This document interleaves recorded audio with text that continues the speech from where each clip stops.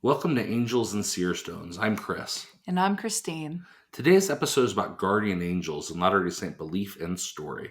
We'll look at how the church has discussed the topic of guardian angels from the 19th century to the present day. And of course, this is Angels and Seer Stones. We're going to look at the folk dimensions of that conversation. Plus, we'll talk about how the idea of guardian angels relates to our departed family members.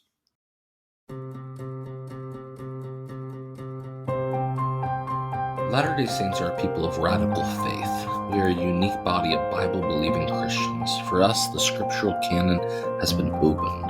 The traditional sacraments have expanded. Our beliefs and practices are steeped in universalism, esotericism, and apocalypticism. The Latter-day Saint tradition is a religion in which angels visit everyday people, and sometimes men and women see the divine in stones. In this podcast, we examine the lived religion of Latter-day Saints, the stories we tell, and the beliefs we debate. We take seriously the whole gambit of Latter-day Saint experience. Thank you for joining us for this episode of Angels and Seer Stones. The guardian angel is ancient in origin. It appears in Judaism, Islam, and of course in early Christianity, and we see this belief circulating still today. Often guardian angels are linked to children, such as the image of a guardian angel watching over a sleeping baby.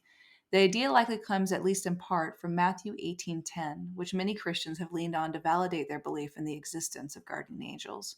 In this chapter, Jesus brings a child to the front of the congregation and says, "Take heed that you despise not one of these little ones.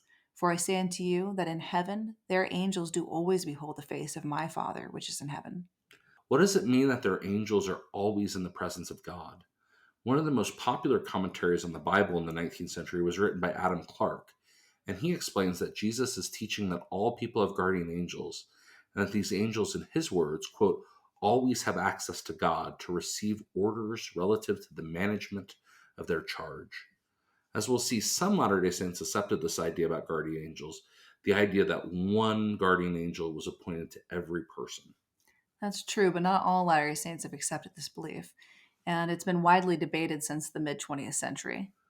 That's absolutely true. In fact, after my conversion to the Church of Jesus Christ of Latter-day Saints, I was pretty shocked to discover that many Latter-day Saints didn't believe in guardian angels at all. And I got this idea from Bruce R. McConkie's Mormon doctrine. In 1995, I had only been a member of the church for several weeks when my friend's brother came home from BYU for the summer and introduced me to the book, including all of its interesting passages.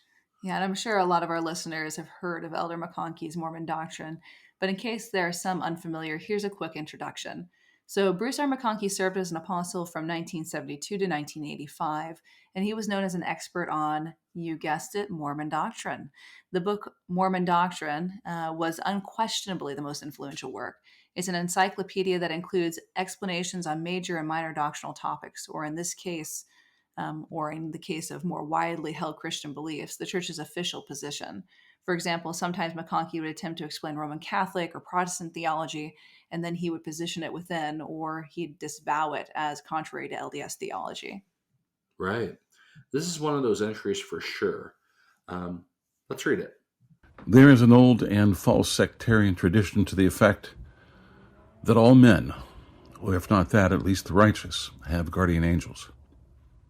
Heavenly beings of some sort who attend them and exercise some sort of preserving and guarding care. There are many specific instances in which angels, by special assignment, have performed particular works whereby faithful people have been guarded and preserved. The angel of the Lord's presence saved Israel, and an angel preserved Daniel when he was cast into the den of lions, for instance. But to suppose that either all men or all righteous men have heavenly beings acting as guardians for them runs counter to the basic revealed facts relative to how the Lord exercises his benevolent watchfulness over his mortal children. The fact that angels have intervened to preserve someone in a particular peril does not establish the fact that all people generally have guardian angels, any more than the fact that angels have ministered to select prophets would prove that angels have ministered to all men. Actually, the preserving care of the Lord is exercised through the light of Christ. Expressions of patriarchs or other relatives to guardian angels must be interpreted either as figurative statements or as utterances having reference to special instances of guarding care of a miraculous nature, instances comparable to Daniel's experience in the lion's den. So Bruce R. McConkie is not the first to question the existence of guardian angels. Before McConkie, Apostle John Widtsoe argues the Holy Ghost seemed to already serve the purpose of a guardian angel in regard to personal revelation and protection. This is all to say that the official church had been reluctant in offering a theological position on the matter. But the lay Latter-day Saint has long used the language of guardian angels. Many LDS, for example, have received patriarchal blessings that spoke of their guardian angels as conduits of revelation or protection in their daily lives. Initially, it wasn't very controversial for lay Latter-day Saints to believe in guardian angels. No, it wasn't. We have several stories to share today. We're going to start with a story shared over the pulpit at General Conference in October 1919. The future president of the church, David O. McKay, told about a powerful church meeting in which the presiding authority drew the attention of those present to the unseen angels in the room.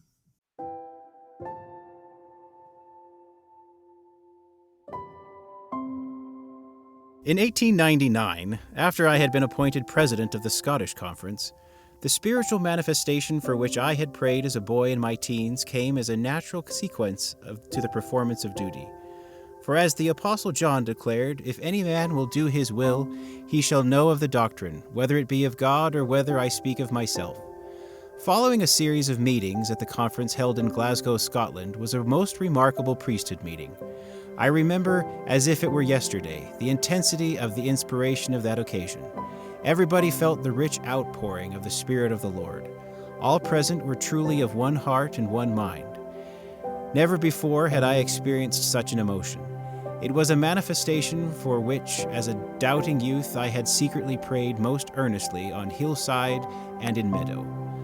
It was an assurance to me that sincere prayer is answered sometime, somewhere. During the meeting, an elder on his own initiative arose and said, "Brethren, there are angels in this room."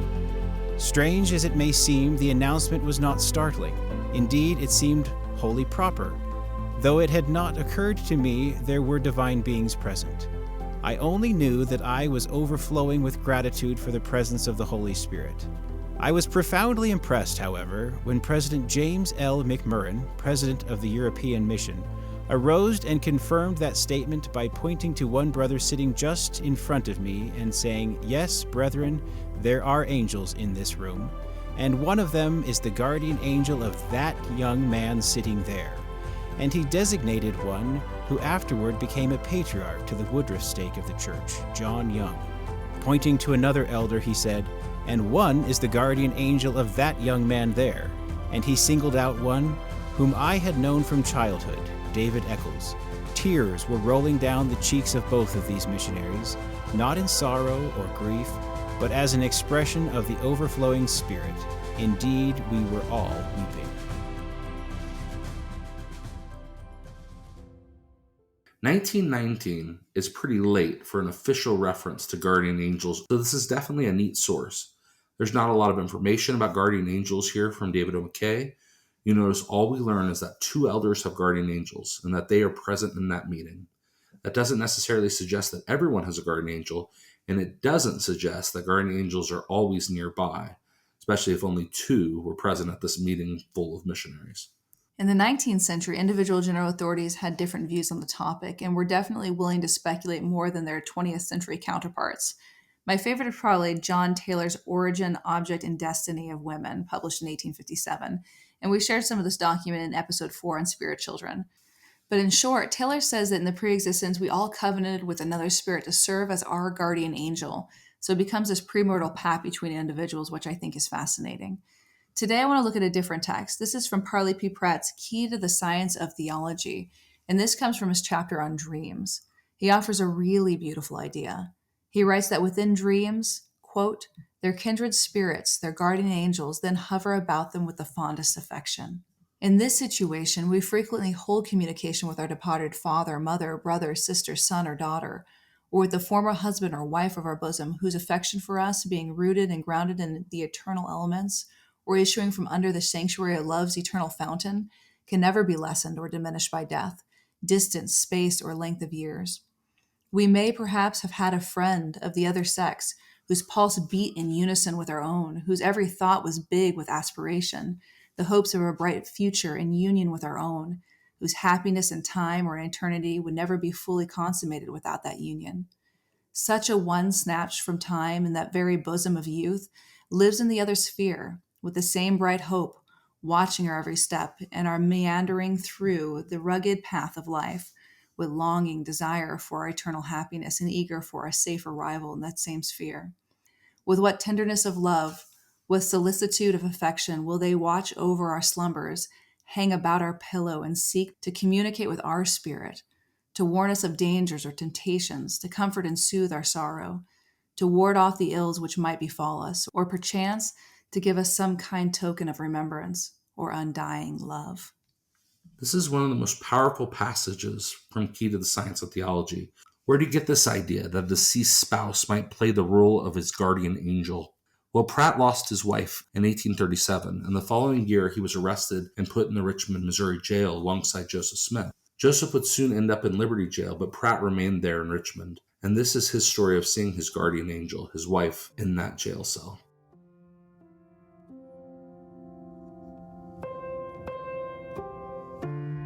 After some days of prayer and fasting, and seeking the Lord on the subject, I retired to my bed in my lonely chamber at an early hour, and while the other prisoners and the guard were chatting and beguiling the lonesome hours in the upper apartment of the prison, I lay in silence, seeking and expecting an answer to my prayer, when suddenly I seemed carried away in the spirit, and no longer sensible to outward objects with which I was surrounded. A heaven of peace and calmness pervaded my bosom. A personage from the world of spirits stood right before me with a smile of compassion in every look, and pity mingled with the tender love and sympathy in every expression of the countenance. A soft hand seemed placed within my own, and a glowing cheek was laid in tenderness and warmth upon mine. A well-known voice saluted me, which I readily recognized as that of the wife of my youth, who had for near 2 years been sweetly sleeping where the wicked cease from troubling and the weary are at rest. I was made to realize that she was sent to commune with me and answer my question. Knowing this, I said to her in a most earnest and inquiring tone, "Shall I ever be at liberty again in this life and enjoy the society of my family and the saints and preach the gospel as I have done?" She answered definitely and unhesitatingly, "Yes." I then recollected that I had agreed to be satisfied with the knowledge of that one fact, but now I wanted more. Said I, "Can you tell me how or by what means, or when I shall escape?" And she replied, "That thing is not made known to me yet." I instantly felt that I had gone beyond my agreement and my faith in asking this last question, and that I must be contented at present with the answer to the first. Her gentle spirit then saluted me and withdrew. I came to myself. The doleful noise of the guards and the wrangling and angry words of the old apostate again grated on my ears, but heaven and hope were in my soul. Next morning I related the whole circumstance of my vision to my 2 fellow prisoners, who rejoiced exceedingly. This may seem to some like an idle dream or a romance of the imagination, but to me it was and always will be a reality, both as it regards to what I then experienced and the fulfillment afterwards.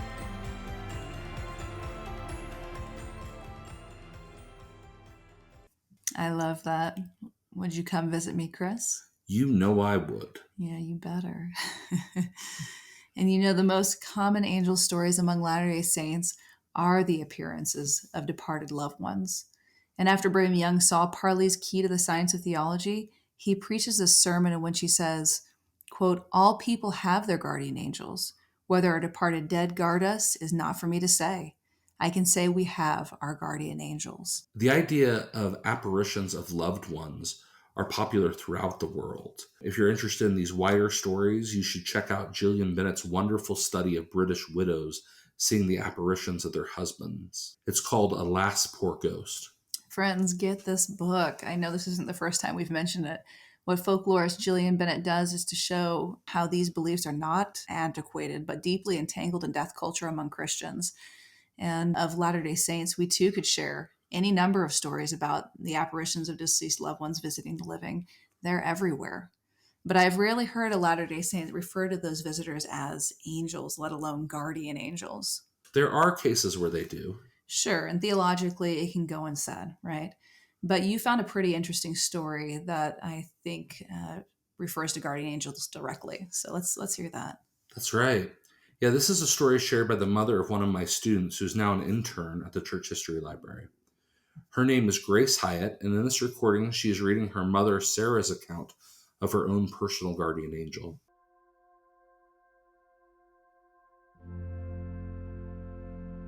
On June 25th, 1982, my younger brother David, your uncle, was born at LDS Hospital in Salt Lake City.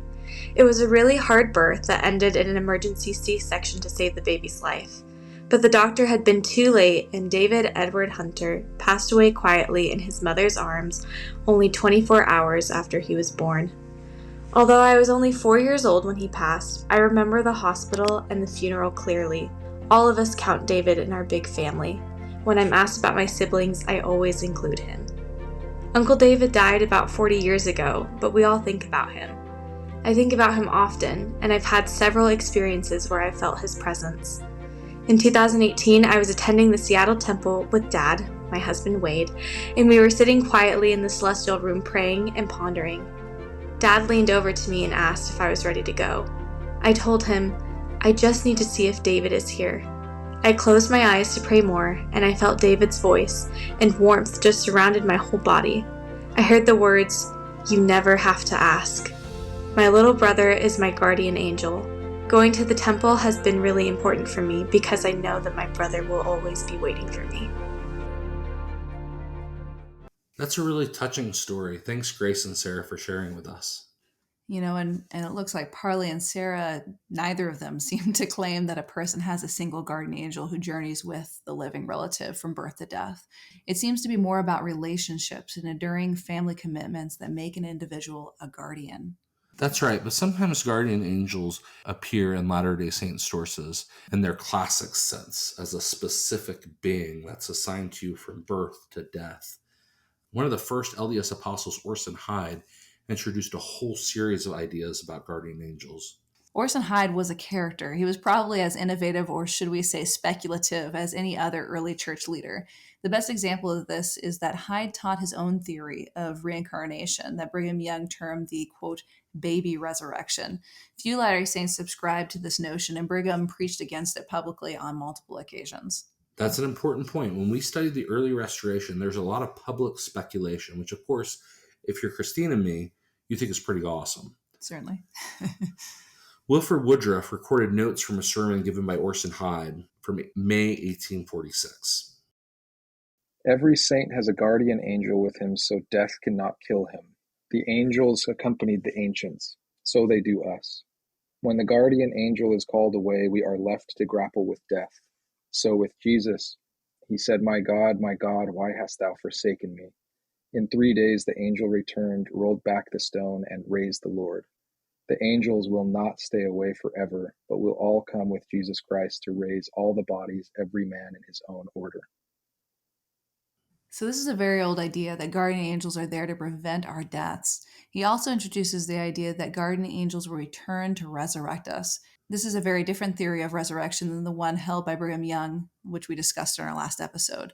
Brigham thought a resurrected saint, most likely one's father or husband, would resurrect them. So in these stories and quotes, we have come upon 3 propositions about guardian angels that show up in the 19th century. First, everyone has a guardian angel from the time of their birth. Second, guardian angels are deceased family members. And third, we all entered into an agreement with another spirit to be our guardian angels during mortality. These ideas don't all work together. It would be impossible for your spouse to become your guardian angel and for them to have been your guardian angel throughout your life. But of course, what's interesting about these stories is that it shows how Latter-day Saints were wrestling with these ideas. They knew there was a connection between spirits and mortals. So does the church have an official stance on guardian angels today? In 2012, the Liahona ran an article answering the question, are there guardian angels? Do I have one assigned to me? The article noted that 1, we have a constant companion, the Holy Ghost. 2, we definitely have angels protecting us at times.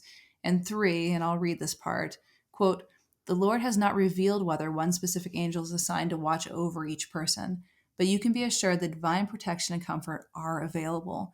If you exercise faith, you will have God's help, including angels sent to strengthen and comfort you and give you courage to do what is right. That's probably a good place to end this episode. So while we see debates about what constitutes a guardian angel, there's no debate that angels exist, that our deceased loved ones continue to be a part of our lives. That's right. And in Latter-day Saints story, the key here is that we do have a relationship with beings who sit on the other side of the veil, family members who have passed on, family members yet to be born, and maybe even people, angels, who we will never meet in this life. Join us later this week for the final episode of the season, which we'll talk about fun Christmas traditions in Latter-day Saint culture. We'll see you soon. See you soon. Angels and Seerstones is a proud member of the Dialogue Podcast Network. You can support this podcast and others in our network by subscribing at dialoguejournal.com.